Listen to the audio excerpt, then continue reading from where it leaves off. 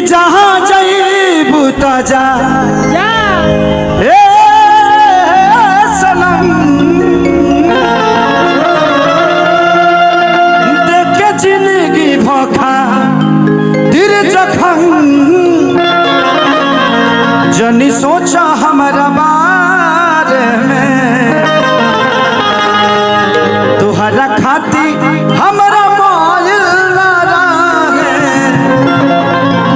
ये प्यार कल परसों के कोइल ना रहे भुला गइल वैसे जैसे भइल ना रहे।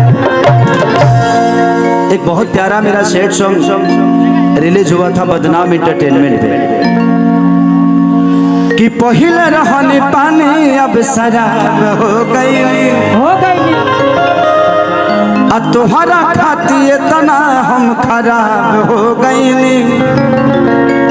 कि देखे में सुनो तू तो बड़ू खाली बहरा से तोहर नाम भजिल हमारा से हम बदनाम तहरा से।